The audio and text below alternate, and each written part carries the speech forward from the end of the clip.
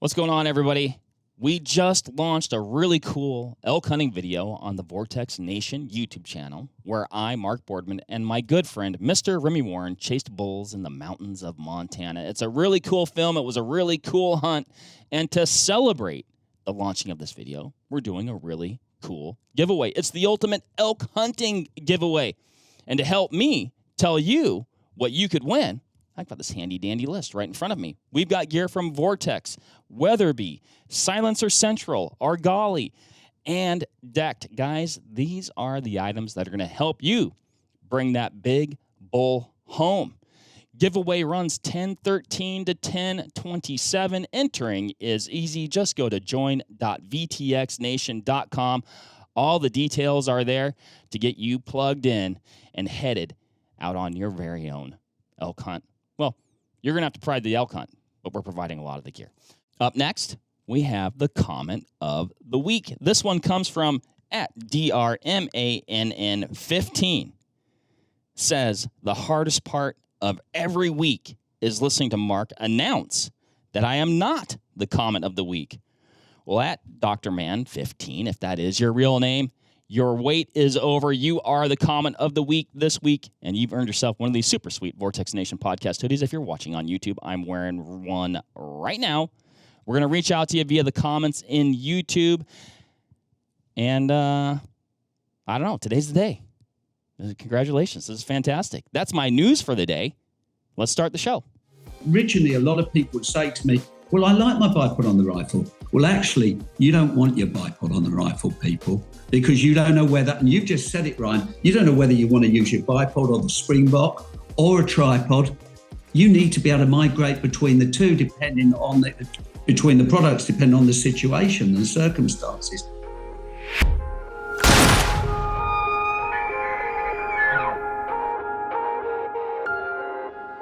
What is up, everybody? Mark on the mic here. Mr. Ryan Muckenhirn to my right, and across from us, across the pond, we have Mr. Over the pond.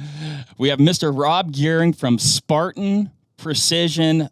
Super pumped about this podcast, Rob. We've been chatting for a while about doing this podcast. We have a lot to talk about today. I think a lot of things that we're all passionate about, and man, I don't think there could be a better time to do it. Ryan, you've been doing a lot of Spartan things in your spare time. I'm just fresh off a hunt where I got to use a couple of these products, and they just performed absolutely flawlessly. We'll get there, but before we get there, Rob, man, if you can introduce yourself. We met at the Conservation Expo last year, got a chance to talk in person. Like I said, we've been talking about doing this for a while, but if you can introduce yourself, and we'd love to get your personal background, as well as, how that evolved into Spartan Precision and what we see today. And we'll talk about some of the products here. If you're watching on YouTube, we have some of those on the table in front of us right now. Like I said, some very recently fielded. But yeah, Rob, without further ado, man, take it away.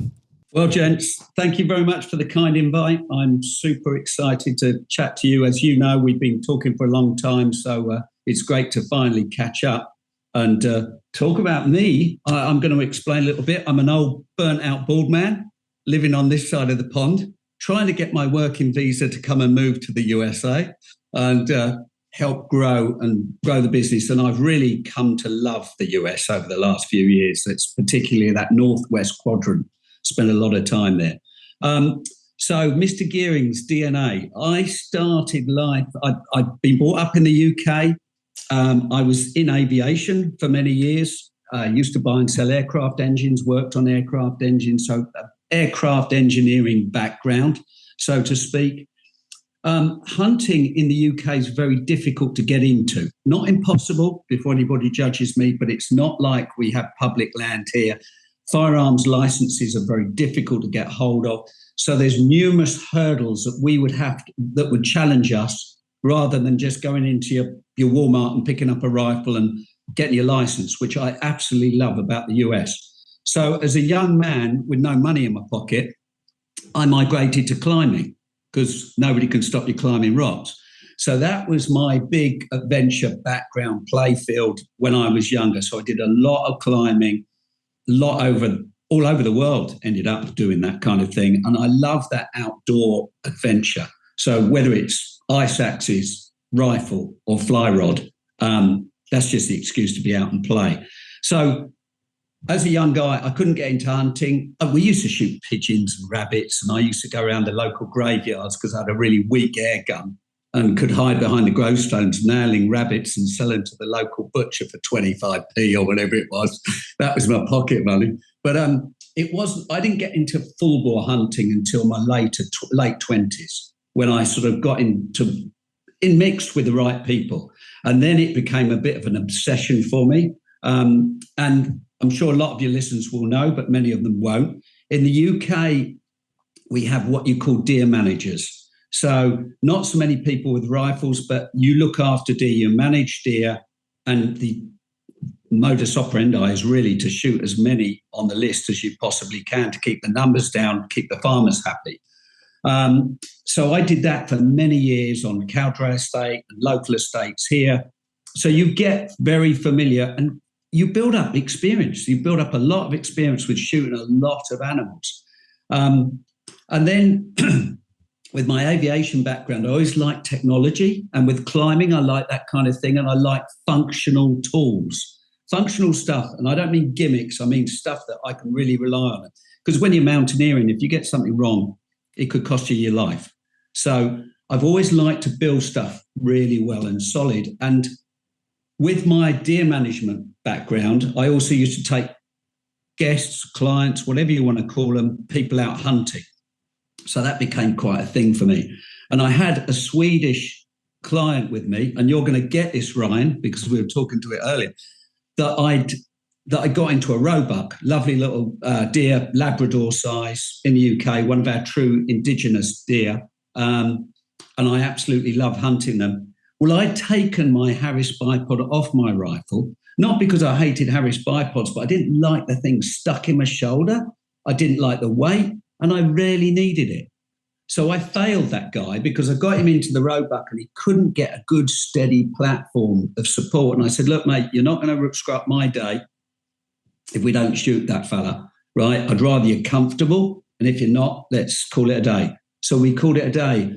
And then in my previous life, we bought the Concorde nose, serial number 6 from Farnborough Airport. Unbelievable. Right? And we turned it into a piece of art. This is a funny go round, but this will make sense to you, trust me. So we bought the Concorde nose, turned it into a piece of art, put it on this beautiful stainless steel tongue, so it all rested. It looked like it was floating there. And we rested the whole thing, nested it on an Olympus engine bearing, the Olympus being the engine that powered Concorde. And the engineer I was working with was a mate of mine. He used 2 clamshells to cover up the ugly bearing with rare earth magnets. And I went, holy, these things are unbelievably strong. And I said, do me a favour, mate, make me a bipod that goes on my rifle with a magnet. That was the end of my genius. I'd like to say it was more than that. And that was the birth of Spartan. That was the birth of Spartan. And that little product now is really spooling up. In Europe, we're much more grown up than we are in the States. But I feel now, certainly the last year, there's a new energy with America, and really rifle makers are now saying, oh, can we fit these gunsmith adapters in? Absolutely. We'll give you as many as you like, right? But Germany, 8 years ago, I was told we'd never sell a bipod. Pretty much every German rifle maker now is fitting gunsmith adapters. They're in their hunting range of rifles, or they have an option. So that's pretty cool. We're a little company, just passionate people driving forward. So my background, climbing, absolute fly fishing nut, not the best fly fisherman in the world, but I just love rivers, I love hunting, I love the outdoors. So I really get to test and play with these products from the Arctic down through South America, Patagonia, you name it. I've been to a lot of places and had a great time and great experiences on the way. So I am actually living and breathing it. I have the ultimate job team, right? A lot of very wealthy buddies say, oh, you're always out and about. And I said, well, you could afford to. I've just chosen to get a job that makes me do those kind of things. And So that's the same scam that I've been perpetuating now too. So it works. It does. It works. Yeah. Yes. There is a genius, but there's a method to the madness. Oh, yeah. There's a reason why we're all sitting here in this room talking about these types of things. Rob, if I was going to describe Spartan Precision, and please feel free to provide any color, but I mean, I would say you guys specialize in lightweight, functional, and practical bipods, shooting sticks, and rifle support systems that are easily attachable, detachable. You can swap them from rifle to rifle, and they're fast to implement in dynamic situations. I think that's what I love about them. Well, I love all those things about them. Do you want a job, Mark? That's a good explanation. No, I think you've nailed it. I think for me I don't want to go outside of that fence, that garden. I want to be able to make fantastic support systems that will do the job. My challenge, I always say to people, if I know what your sickness is, I've probably got the drugs to fix it when it comes to shooting support systems, right? So I'd say historically, because I'm a mountain hunter first and foremost, because I love the mountains, the javelin family and such like was very much aimed at like that Northwest US, New Zealand, anywhere there's Alps, mountain hunters. It's absolutely on the tin, and I stand by that as a great product for that type of environment. We've sort of come down the mountains in the last year, and now we're doing a lot of subalpine stuff as well. So quad sticks. You guys are probably just getting to know about them. I mean, people use them in Africa and you're seeing them. 15 years ago in Europe, people didn't use quad sticks really. Now, pretty much everybody subalpine are using quads.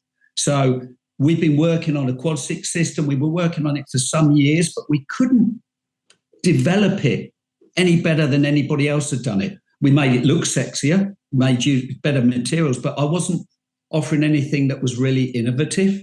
But we nailed that. So I'll wind back a bit. Last year, January last year, so I was up in the Arctic with a friend of mine, Ulf Linthroth, who wrote the Swedish hunting manual. We were hunting Capercaillie. Now, he has a contract with the Swedish government for removing red foxes where they're encroaching on silver foxes. So the Swedish government pay him money to go and live up there, freeze his nuts off for a couple of months and maybe shoot 3 foxes. But if you're wired that way, it's great. Well, we were on skis. It got down to minus 36 centigrade, probably about the same as Fahrenheit then. Really got ugly, got frost damaged fingers. I frost damaged an eye, all my fault. And we screwed up the snow machine. And there was just lots of things going wrong because it was so freaking cold. Now, Ulf had been on at me and he said, I need this system, Rob. I need something like a Predator stick.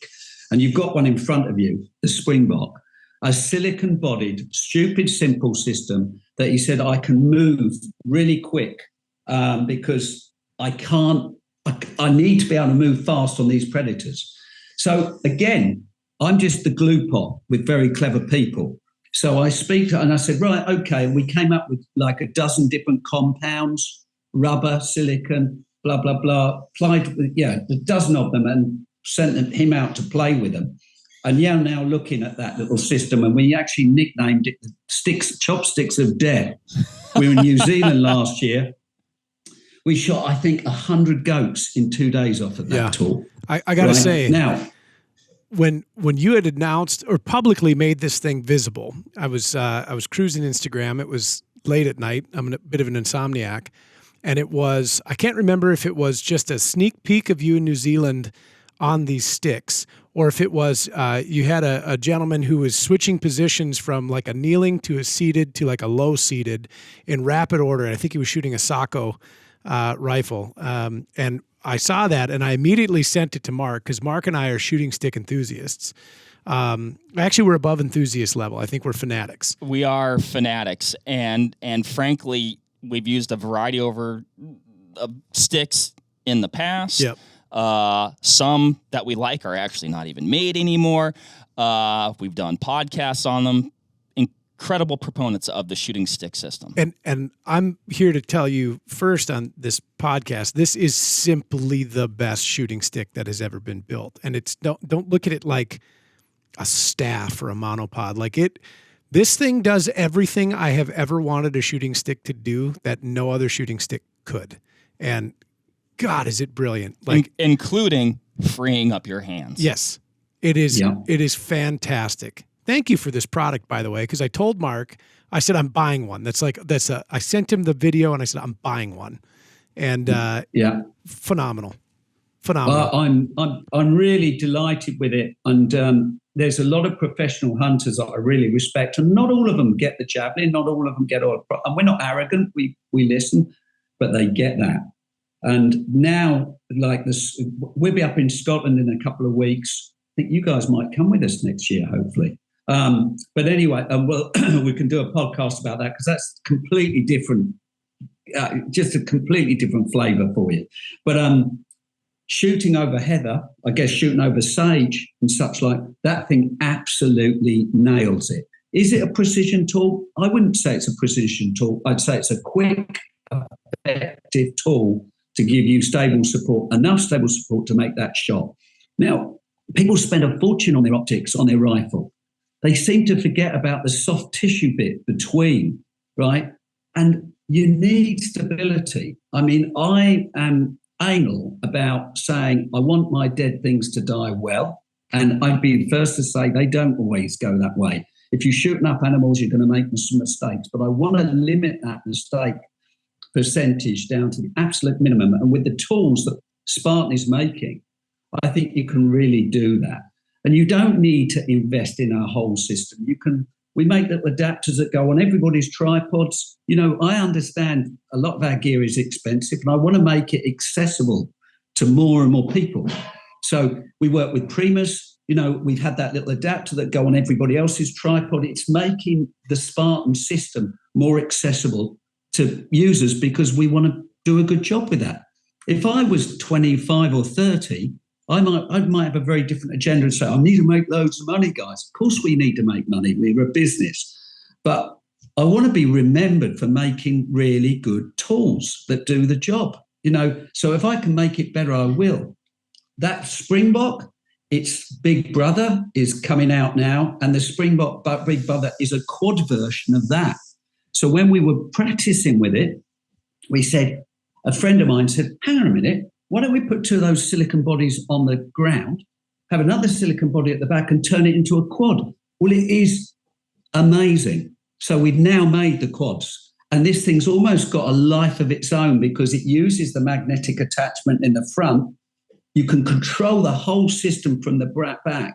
So you can pretty much do a prone shot to a standing shot, run the back support system back and have it as a giant bipod if you need. So for Africa, for plains, for subalpine, I think we've got a fantastic product.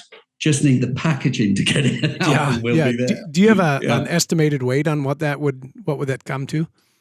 Oh, it's really light, Ryan. I'd say it's probably under 3 pounds, maybe 2.5 pounds. And that's it. You know, a lot of people, I think, when they look at a shooting sticks, and prior to picking up a Springbok, I was running Easton's Cross Shot, which is now discontinued and gone. Mark and I have both run Predator sniper sticks, discontinued and gone. Mine, rest in peace, are both in different parts of the United States, lost and gone forever. I have one set that may be in South Dakota and then another that may be in New Mexico. So, which, by the way, on my Springbok, I'm putting a highly orange and reflective visible tape piece, so when I set it down, I can find it again. But a lot of people think Brian, this is.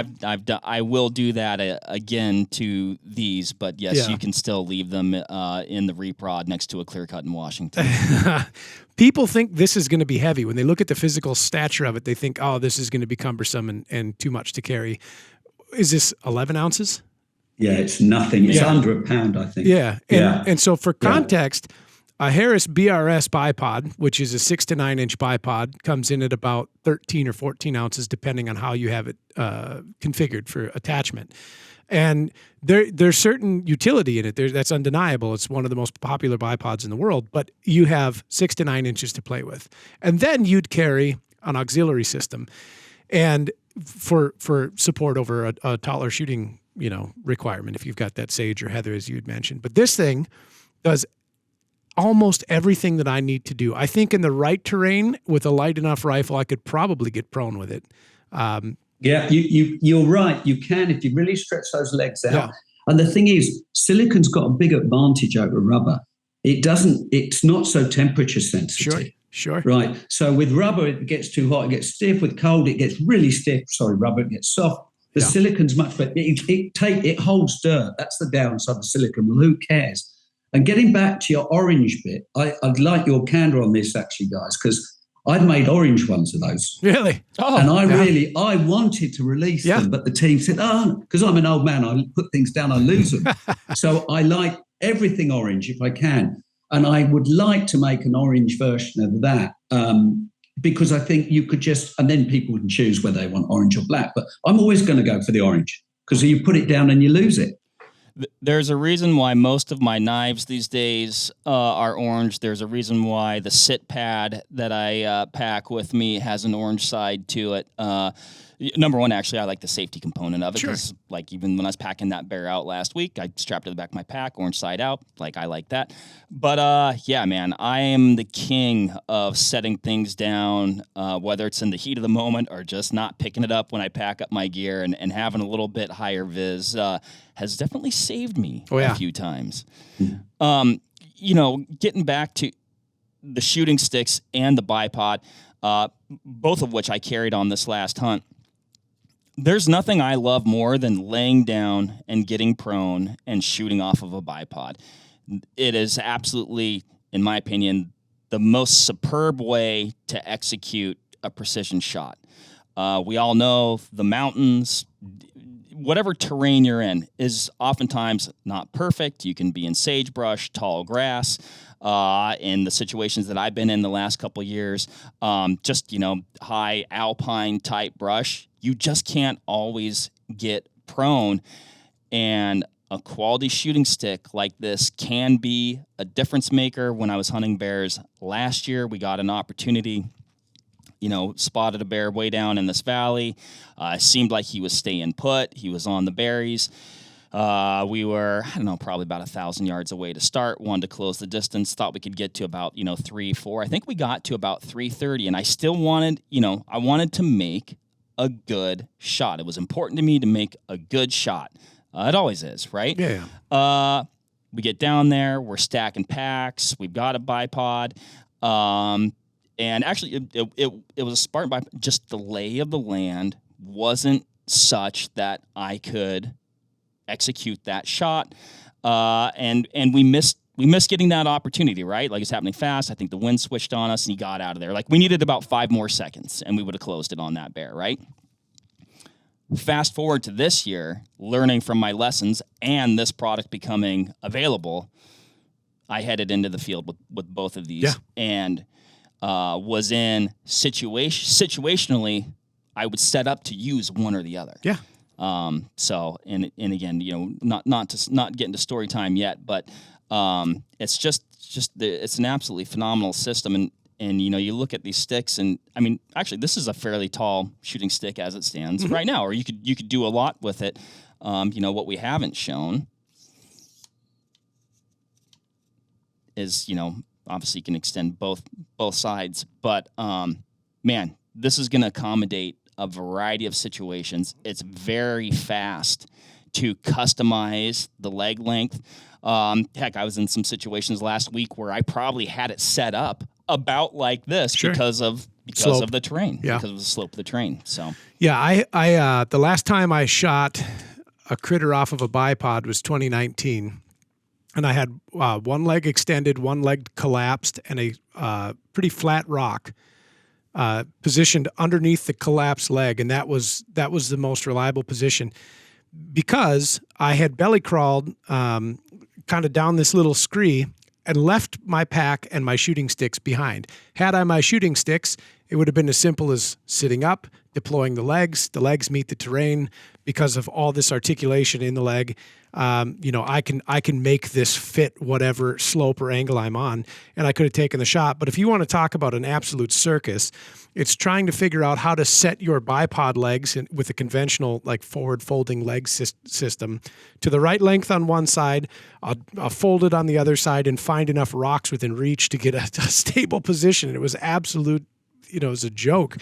But this is the answer. I'm certain of it. And then for all those other situations that Mark had mentioned, because the Javelin's so light and because the Springbok is so light, like your combined weight penalty is negligible over a conventional Harris or in any of the other full aluminum bipods that are out on the market. And the versatility you gain. Yes, carry both. It's worth it.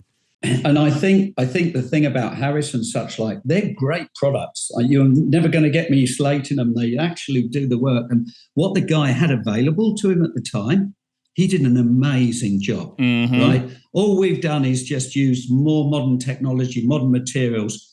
We've simplified the system. I mean, the Javelin is incredibly simple and packs to nothing. So my answer is, and you only need one bipod, eh?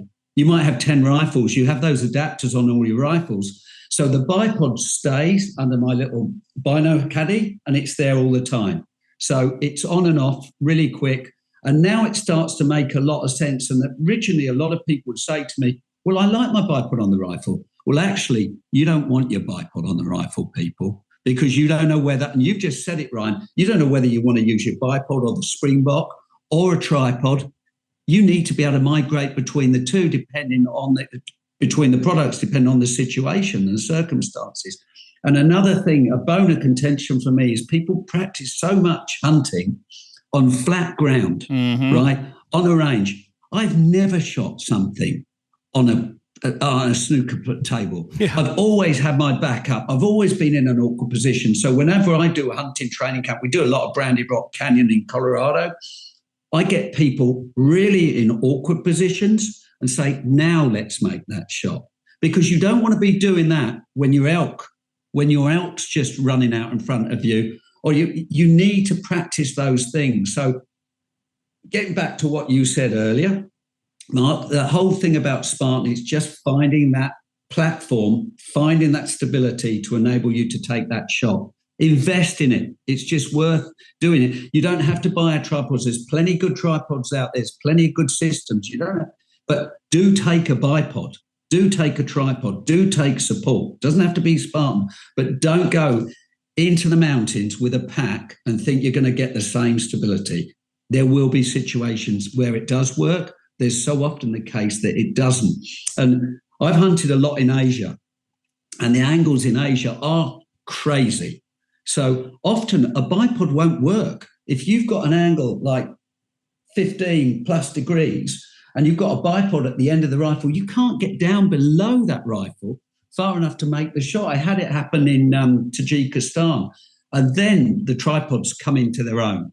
So I would suggest to people to put 2 gunsmith adapters in, one further back towards the breech end, one at the front. And then, just where you've got it there, it's such a cool place to have it. Because you can get so much more angle of attack on that when it matters. Ryan, can you show? Well, yes, you did just show with the tripod there, but I mean, this is so that's you've got a gunsmith adapter there, which is almost like a cup that you installed. That's what I was alluding to. What you were doing over the weekend. Yeah. Hey, by the way, a few weeks ago. Thank you for making your equipment accessible, and thank you for putting videos out there that are. Like, you don't have to be a rocket scientist to follow along, right? So I'm a hack. Like, there's no doubt about it. I have a drill press. I bought a 2-axis table for it just so I could do this. And then I bought a pile of these gunsmith adapters. I jumped online. I watched your video. You told me exactly what to get, a 19-millimeter Forstner bit, a pilot bit, showed me how to center everything up, jig it up, and plunge a hole in it. And this was the first one that I did. This one, I had the least amount of worry about this gun because it's not that expensive, but it's a neat little rifle. And I spent probably a half hour indicating center on the stock. And then I thought, oh God, I turned on the drill press and I slowly ran my pilot bit in there. And I go, I've done it. I've drilled a hole in a carbon fiber stock. And then I plugged that Forstner bit in there and just rammed her home. And I am so pleased with how these turned out. And what functionality it gained. But to your point, I followed your instructions exactly. I set the gunsmith adapter about 2 inches from the front action screw. And then I have just a universal adapter up front because I still run a conventional sling. And so your standard adapter has a sling provision for like an Uncle Mike's or a Grove Tech sling style. But then I also have another cup up front that I can put the bipod into, or if I want to put the shooting stick up front, that's great. The intent for me with this one was I like my shooting stick closer to the action than I do on like the distal end of the rifle. You lose a lot of control, and as you said, you lose a lot of the ability to hunt angle. The angles. Yeah. And so this gunsmith adapter is intended for my spring buck, but also because I've adopted the term that you use a lot, and it's system. There's not a singular piece that is going to give you perfectly adequate support in any variety of terrain. It's a system. So I carry a shooting stick, I carry a tripod, and then I have your bipod, of course. Knowing that there are situations in which the tripod will be absolutely the ultimate tool for taking the shot, it's as simple as putting it on your little Arca adapter that goes onto one of almost every tripod on the market. I clip that in there. I now have unlimited pan control. And then whether you use a ball head or a pan head, like a 2-way or a 3-way pan on your tripod, I have as much articulation as I could possibly need to take any shot, any angle, and with, of course, this spectacular stability that you get in a tripod. And it's such an attractive little piece that's inletted in there. I mean, it looks like it's supposed to be there, which is the best part. Yeah, and I would say the rifle manufacturers that have adopted it now, Taurus have done it, Savage, I think, have done it, and there's a couple of other US brands coming on board very soon, which I'm super excited about. But you look at the German rifles, you know, they've done a beautiful job. And there's more coming out. And I love those little adapters. There's no weight to them. It's shockingly simple. We do offer a little snow plug that you have to just use the magnet on the bipod to pull the snow plug out. I don't tend to take them because they just slow you down, but you can store them on the side of the rifle. But if you want, you got it. If you want the plug in there, plug away. Why wouldn't you do that? You know, it's just a great simple little answer. And the whole thing, the whole ethos, as you said, it's an ecosystem of shoot and support. You pick the right part for the environment, we've got the answer. But you've just got to know. And I think we're very good at producing products. We're not necessarily the best at telling people how they work. And I still get a bit frustrated about that, you know, because I get people go, oh, I need this, this, and this. I said, well, if you've got that, you don't really need that bit. That'll do 90% of what that does. You know, like, yeah, I'll take your money. But honestly, you really do not need that and that one. And just find what works. But we've got so many options now. And don't forget, all the bodies of our tripods and bipods are all modules. So you can unscrew any leg and put it to any other product. So you can make your tripod a tiny little tripod. You can run 2 long legs and 1 short leg. You can use trekking poles because they all turn into trekking poles. So it's just saving weight and time and just making the stuff really as strong as we possibly can. We use really good materials and we try hard. I'm not saying we get it right all the time, right? But I hate failure. I don't want to be the bit that fails somebody if they've spent a lot of money on getting on top of that mountain. I don't want it a Spartan bit failing them. You know, that's pretty precious to me. So we try desperately hard to get it right. We still make mistakes. You know, things come undone, but our rejection rate is very, very low. Yeah, I've been and it's very new. I just finished the inletting 2 weeks ago of the gunsmith adapters, and I've been goofing around with the universal adapters for a bit longer than that. But I am so pleased with how it turned out. And Mark and I talk a lot about this. Equipment that you trust builds confidence in the field. Like a rifle that you trust, you're more apt to grab and take on whatever hunt anywhere you go. And immediately, just playing around with it in my shop and in my yard and a little bit on the range, I have such a high degree of confidence in this now. It's as close to infallible as I've found, and I just love the fact that I don't have to have it on there if I don't want it. Well, and Ryan, we have, collectively 3 support systems here that in aggregate are not that much different than a lot of singular options that are out there. In fact, it could be even lighter than some singular options that are out there. And the speed and efficiency at which you can transition from one or the other, or pick the one out of your kit that's going to match the situation, man, it just creates an incredible amount of versatility and just to be able to customize your support system to the situation at hand in that moment. And you were displaying the speed at which you could do that. And Rob, you were talking about shooting off of a pack earlier, which I've done before. I'll likely do it again at some point in my life. But I didn't grow up using a bipod, and then I used some different bipod solutions. I was kind of off the bipod. I'm like, hey, I'll save the weight. I'll save this. I'll just shoot off my pack because my pack is generally tall enough to get to that type of height.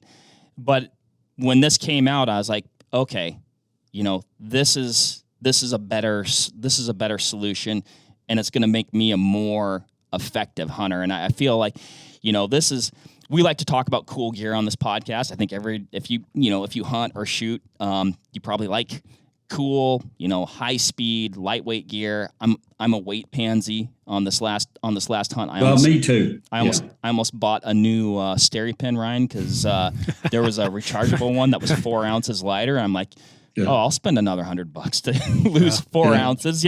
So that's where my mindset is at. But also my mindset is these things are more than worth the weight with what they give you in the field, and it's just not that much. Yeah, and that's a good point. So tripod shooting is becoming very popular in the States, and a lot of it comes from like the precision rifle guys. There's like a newer, I'm not going to call it a craze or fad because it kind of has negative connotation to it, but I'm seeing especially Western hunting rifles configured in a more precision rifle style. And there are companies that have been founded and are upcoming now that are building systems that integrate to a tripod, whether it's like a full-length Arca Swiss rail that goes along the underside of the rifle's forend or ties into the action screw or by some means. Alternatively, you can run like a clamp, of which there's a lot of them out there. And they're useful tools. What I don't love about a full-length rail or even a rail section on the underside of the rifle is it changes the way I grip the rifle and carry the rifle. Yeah. And I don't like the aesthetic. And that's a big thing for me. I'm a gun guy, so I like things to look a certain way. And so if you start... It also adds a lot of weight. Yeah. You're talking about an alpine rifle, a mountain rifle. To have a big chunk of metal on there is going to add a lot. I don't disagree with it for the right part. It's got the right place for sure. But you're never going to see them in the mountains with that. Yeah. And so when you start totaling those bits and pieces together, as Mark mentioned, like 4 ounces in a SteriPen, well, that's a quarter pound. Ounces don't seem that big when we start looking at it from like, what's a quarter of a pound? That's significant. All these systems together still weigh less than one clamp for the top of my tripod.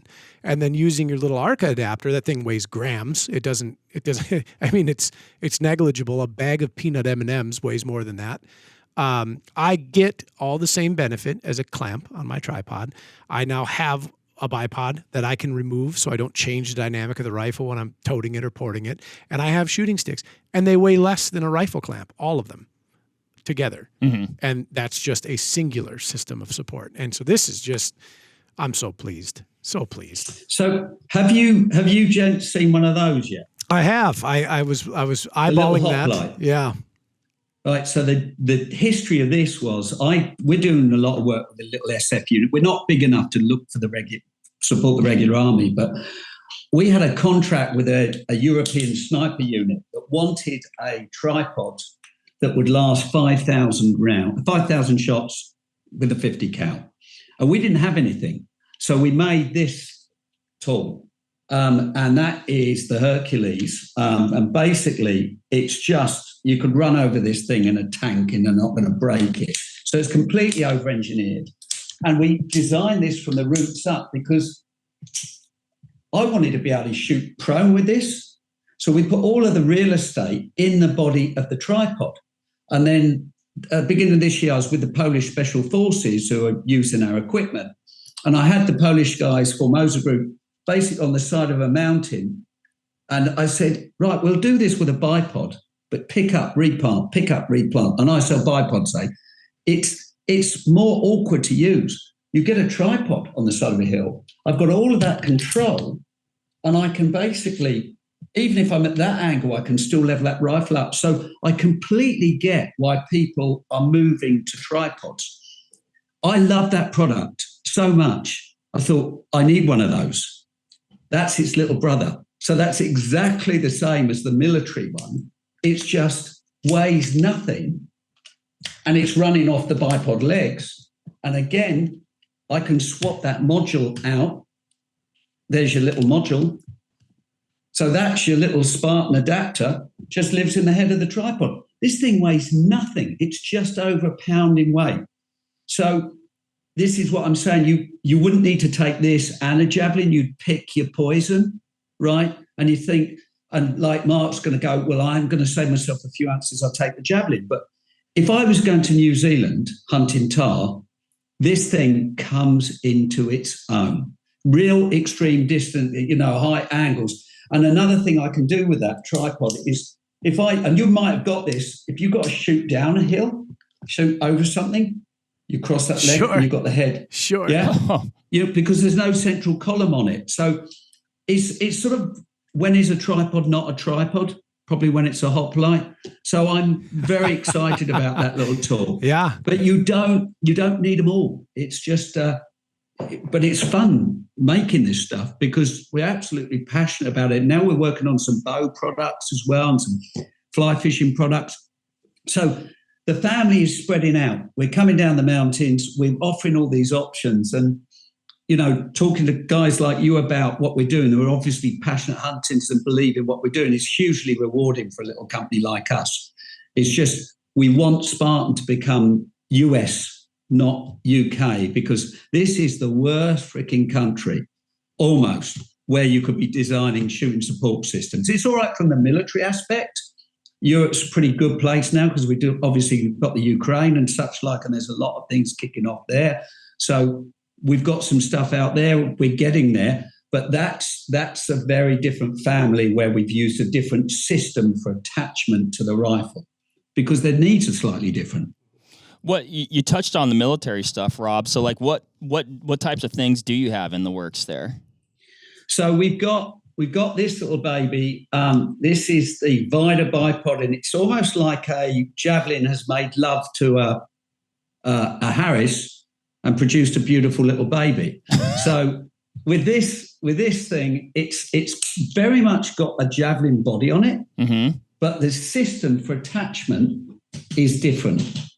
Because obviously if you're military, you might want to hang on to a bipod, but you might want to get rid of it. So we're only working this with M-LOK and Picatinny, nothing else. So if you've got a conventional hunting rifle, because I don't see the use of this as a hunting bipod in the mountains, I'm going to use a javelin. And I've had a few difficult debates with people because they want to keep the bipod on the rifle. I said, well, you can, but you've got to have a Picatinny or M-LOK. But the whole thing about that is that little disc lock system, it's a new patent for us, that stays on your rifle. It's a tiny little unit, and you just lock the bipod in that quickly. And you could hang off this bipod. It's not going to come out. And also with this is the legs are stowed backwards because if you're jumping out of helicopters or doing room entries, doesn't have a lot of sense getting caught up on stuff like this. So it's a quick deploy from the back, right? And 45 degrees from the front and 90 degrees. So once, very much like the Spartan magnetic system, I can then migrate from that, or I can use the Hoplite. We even have a rubber sucker mount. So been working with your FBI guys on vehicle mounts with this. So there's so much I can do with that, just like the Spartan system, but it's a different family. But it's just a different module. So basically from the knickers down, it's the same product. It's just a different system there. And I do imagine that your NRL competitive shooters are going to be interested in this. It's heavier. That's not as light as a javelin, right? And I'm nutty about shaving weight, so I'm not going to take that. But there's some sacrifices to make, but it's another form of medicine. So it's exciting. We're much more embryonic on that side because obviously Spartan's been around for a few years now. We've only really started kicking this off at the last 2 years, but it's spooling up and it's exciting to see. But a lot of the products, we started selling javelins to your SEAL teams. And I said, well, it's a hunting bipod. And they said, well, we hunt people. And I said, well, fair enough. But I still develop stuff. And I think is a better fit if you're running a chassis rifle. Yeah. We're getting there, though. As I say, it's a small little company full of passionate misfits just trying to do the right thing. And a lot of the products that we see today are really feedback from people like yourselves. We're not arrogant. So if somebody says, have you thought about this gearing? I think, yeah, that's a good idea. And if we can implement it, we will. There's a great testament to that if you go through Spartan's accessories pages on their website and you look at, like you mentioned, the sucker mount. That's something that, that's a challenge, right? How do we get stable on the roof line or the hood line of a vehicle? And, well, you can put your bipod on it, but, putting two very small points of contact on a slippery surface is a recipe for disaster. But when I saw like your clamp mounts for box blinds, which are huge in Europe and here too, we do some hunting out of box blinds, a little different blind format. Most of ours are enclosed, but the fact that you worked out a means to attach your rifle to the edge of your blind for stand shooting, and then vehicle mounts, the tubular mounts for going up on the racks of like a Land Cruiser or Land Rover. Those are functional solutions to real problems. And I think that a lot of people overlook, or they come up with some sort of haphazard ad hoc solution that otherwise isn't necessarily well thought out. So it is a testament to that. You are definitely listening to what people need to be successful in the field and bringing it to market intelligently. There's two things that we're probably a little bit easier on in the UK than over there. One is shooting from vehicles. We're allowed to do that for predator management. And the other is mods, silencers. We're probably, they might come off tickets soon, which will be really good because we got it for our hearing, because they're not silencers, people. Yeah. They're moderators. So what all the shenanigans is about, God only knows. But anyway, other than that, we're completely crippled over here. But we listen, and if there's a place for a market, but the FBI can clearly shoot from a vehicle. So can the police. And I was I just finished recently a 6,300-mile road trip around the States. I picked up a car in North Carolina, drove down to Charleston, did some demos there with your police and some really lovely people, met some of your Delta Force guys, blah, blah, blah, and then went all the way across up through, to see Brian Morgan at Hat Creek, who trains a lot of your snipers, and did a load in the middle. And it was a brilliant trip. I love those road shows kind of things, just me in a car and driving around. And you learn a lot. You pick up and think, well, his requirements or her requirements are different from that guy's requirements. So how do we implement it? And you can't do it all. And the problem with the SF guys is they are perfectionists. They will, the lever on this big Hercules, for example, I'll have 30 different guys after 30 different levers. You just can't do that. You're going to have to run with me on this, boys. It's just, that's what it is. Yeah. But things like improving adapters, connection systems and things, we've learned a lot and we'll get better. We're not quite there yet, but it's coming, it's happening. So it's hugely rewarding if you're prepared to listen. There's a lot of companies out there, sadly, I'd say, that are quite arrogant and won't think, well, no, we know best. Nokia phones did it, didn't they? They sort of, and then suddenly their one, Hewlett Packard were probably the same. It's we have the fortune that we're still so earthed and so grounded. We're not far enough away. We're not far from our customer base. And I rejoice, and long may that continue. Yeah. If you've got 30,000 field testers, it's worth your time to listen to them. Well, and I mean, you make a really good point, Rob, and we try to do the same thing here. You have these people who are in the field, and you're going to learn things and get feedback from people's experiences and your own field experiences that you never, those types of things or ideas or inspiration would never have crossed your mind unless you were in that particular situation at that time. And there's just no way to like duplicate that. No, and you can't even guess it, and you can't have a room full of the most brilliant minds. Like, think of the worst possible scenario. Nobody will ever come up with, like you said, 30,000 people running your equipment. What do they say about monkeys and typewriters and Shakespeare? I don't know. Oh, something about 30,000 monkeys given typewriters could write the works of Shakespeare. Okay. Let those people find those situations, and then, as you had mentioned, listen and adapt, and then come up with functional product to meet those demands. It's the right way to do things. And we're small enough to be able to do that, right? There are a few inherent advantages with being small, because you can move quite quickly and you can do those kind of things. And there's some brilliant minds out there. We just got to glue them together. And people go, oh, there's a lot of companies now coming out with great bipods. Brilliant. Bring it on, right? Good competition makes our job better, doesn't it? Right? Mm-hmm. It means there's going to be more things shot and hunted successfully. I'm proud to be on that boat ride. So it's a joyous place to be, and long may that continue. I'm 60 years old. I don't need to conquer the world. I need to conquer a bit of it. And that is rifle support systems. And that, I think, we do very well. You want a bag to put that bipod in? I'm not doing it, because there's better companies out there doing it. So I don't need that element. So I've worked with FHF, and such like. Those guys nail it every time. And I think I could try, and I have tried, and I've failed spectacularly.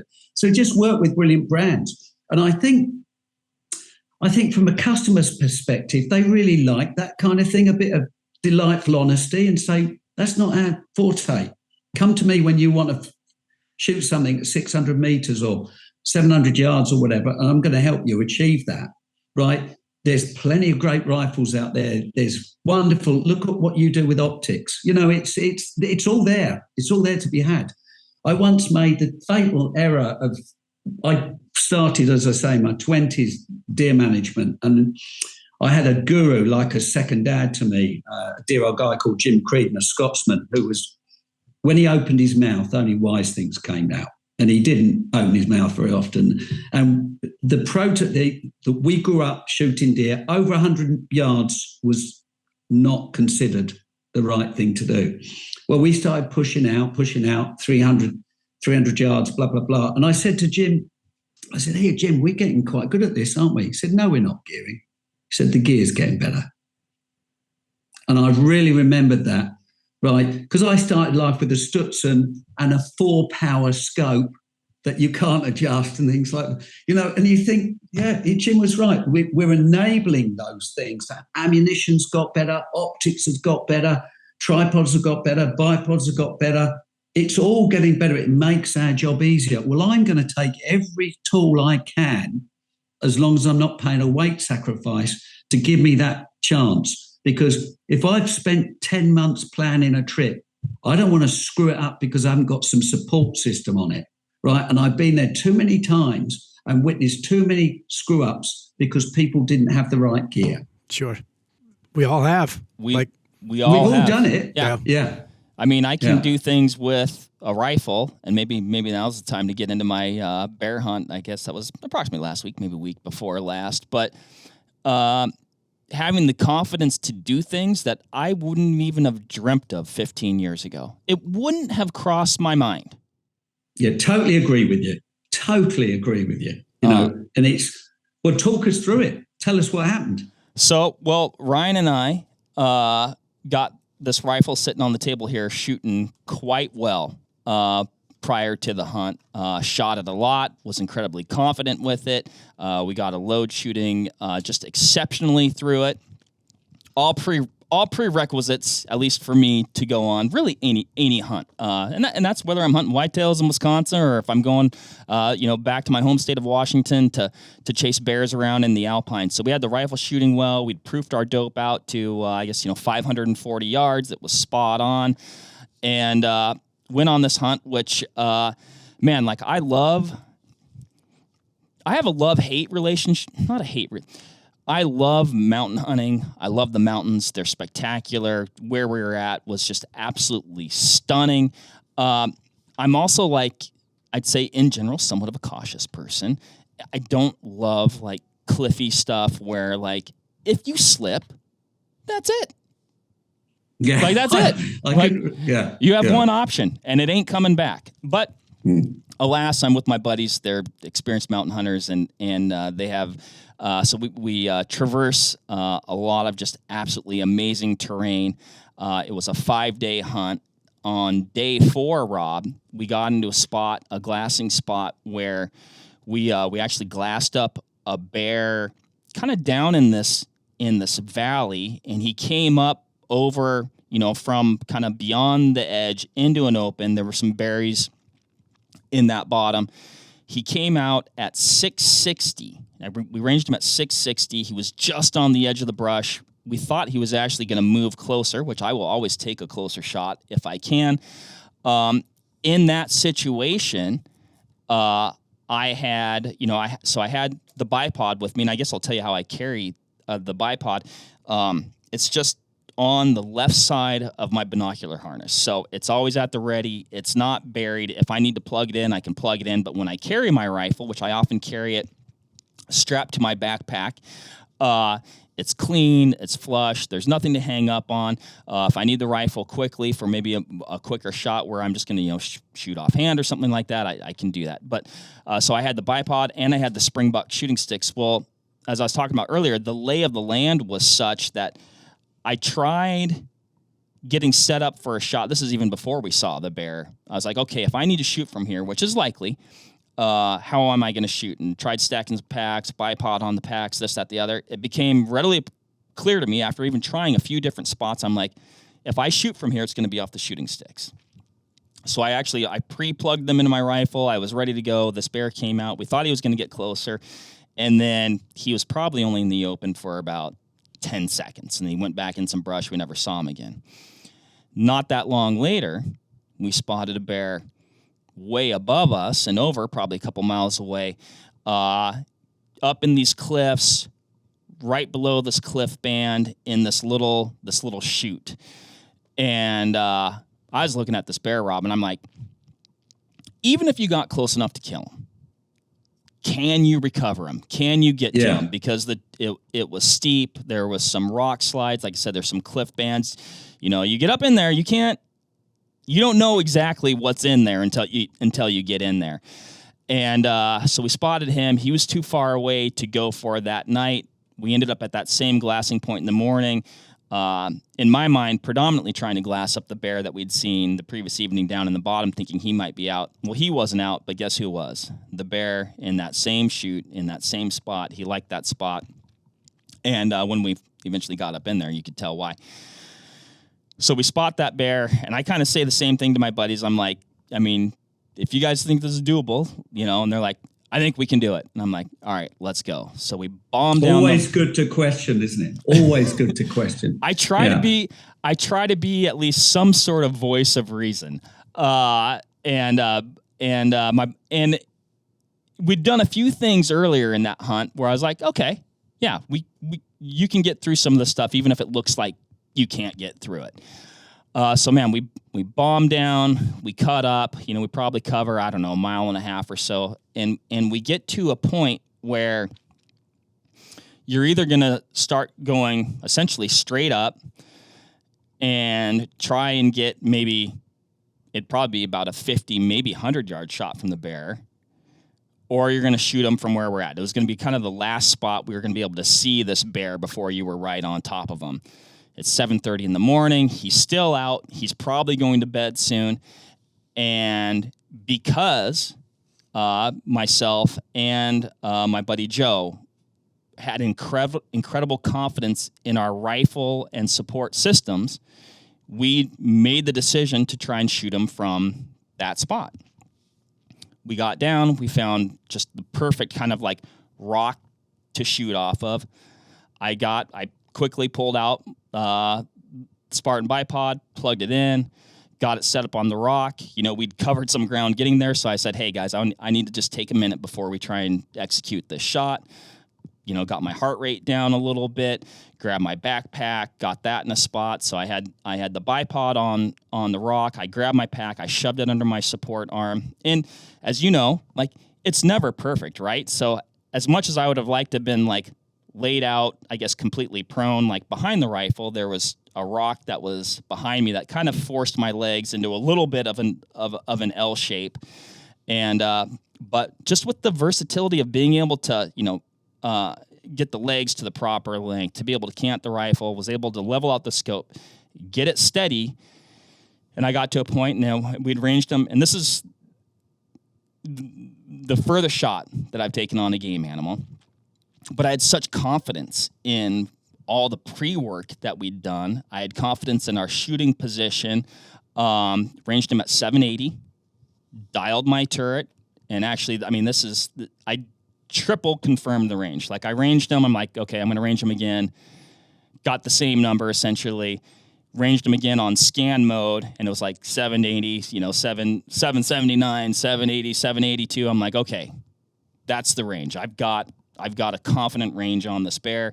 Like I said, dialed my turret, got the crosshairs on him, got him steady, and told my shooting partners, or my hunting partner, that I was going to shoot, and shot and hit him, and he just ragdolled down the chute. And it was just incredibly satisfying to not only have it come together at the absolute last minute on what was a very, in my opinion, like, tough, arduous grind of a mountain hunt, with good friends, but to have all that pre-work culminate in that singular moment where you're like, wow, this is why we did all these things. And if I could have shot that bear at 50 yards or 100 yards, man, I'll take that shot every day of the week. But like you said, Rob, I had 5 in the year of 2024.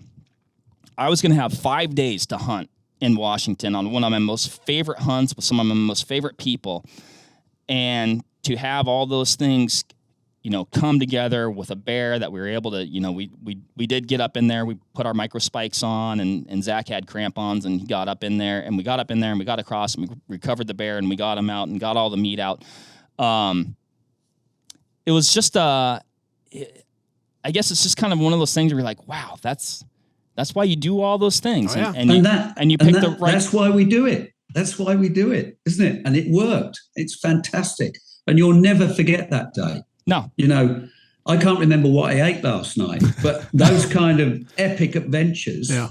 Right? And I have similar stories on ibex and such like. I've never hunted bear, but it's just a tremendous feeling when you execute the whole process and everything just does what it's meant to do. Yeah, very special. And that's a long shot, and you pulled it off. Because you had confidence in the tools. Yeah, confidence in the tools. And had I been in that situation and had those, had my crosshairs been wobbly, I can't get stable, I wouldn't have pressed the trigger. And I've been in that situation at times too, where like, nope, I'm choosing not to press the trigger. Like, I don't, but, because we'd done all that stuff, because we had the right tools for the job, including the rifle, the optic, the rangefinder, the support system, I had all the confidence in the world. I'm like, I can do this. And then it removed the question marks. Yeah, fantastic. That's fantastic. No, and I got your text straight afterwards, and I thought, wow, everything works. But the crucial thing was you did your homework before you went out there.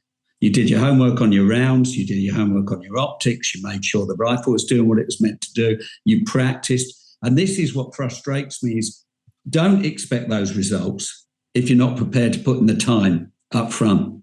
And that's why I'm always like, I do these ladies hunt camps and things. Stop shooting flat, people. right? We're gonna make you uncomfortable because, as you rightly said, I can never remember a time when I've been comfortable. There have been times when I've been nicely nested and think this is all right, but like New Zealand at the beginning of the year when we were hunting tahr, I had to watch this tahr for felt like forever and a day. It was probably only 15 minutes, but my neck was all junked up and I was just stuck in that position. But, we got the tools right, we executed it, and it all worked very well, and we had a dead tahr at the end of the day. So it's very rewarding when it all comes off like that. Oh, yeah. Yeah, it's like one of those things where you're like, wow, like, and not every hunt is like that because there's so many unknowns and they're incredibly dynamic situations, but you're just like, wow, like, that's how everything's supposed to go. Yeah. So I'd actually say some of the best hunts I've had, we haven't shot anything. Sure. We just had a fantastic journey. And for me, it's just the excuse to get out there and spend some time with some special people in an amazing part of the world. Yeah. And I did that. I floated down Frank Church for 8 days after elk. Well, I think all the wolves had eaten them or something, but we didn't even see an elk. Oh, no. But what a tremendous trip. It was something that I will never forget. And did it sour it? It would have been nice to come home with some meat, but it certainly, if people had said, would you do it again? I'd absolutely do it again. Yeah. It's the adventure, isn't it? It's the adventure, and it's what people, and this is where I always get frustrated with people say, people judge things and they don't actually do it themselves. Well, before you judge, go out and try it. Go and you need to, we've all got that knife edge where we feel comfortable and uncomfortable, and we're all wired differently. I mean, coming from a climbing background, I've had some very lucky escapes. And my missus, she would say, she's French, and she'd always say, I don't mind you hunting, don't mind you fishing, but the climbing at that sort of level is something I'm not comfortable. And frankly, I'm not comfortable with it either. I think I like my beer and ladies too much. I don't want to screw things up. And with as you were saying about there's areas on that mountain where you were not feeling comfortable. It's always good to question those kind of things. And just running with a small little team, you'll always quickly know, well, they're good at this bit, I'm not so good on that bit, and blah, blah, blah. And if you work together and in harmony, you can achieve a hell of a lot. Mm-hmm. Mm-hmm. And while you're achieving it, you're creating some great memories. Oh, yeah. I mean, it's always like there was definitely times up there where I was like, man, like I love being here, but also, and sometimes I'm like, I'm not sure this is my cup of tea. And then you get back and you're like, that was awesome. And you grow as a hunter too. You're like, oh, I can do that. Like I thought this, but then it actually turned out to be this. No, you don't want to, it's a balancing act, right? You don't want to press your luck too much, but, I don't know. Like, you have to shit yourself a bit to really feel alive. Yeah, right. I like that. I've done plenty of things, in climbing where I've absolutely been petrified and thought, this is not sexy. How the hell did I end up in this situation? I bailed out on a climbing Greenland once, and I just said, everything's loose here. I bailed out, and my mates went on for another 20 minutes, and they came back and go, and my self-preservation button was obviously a little bit more sensitive than theirs.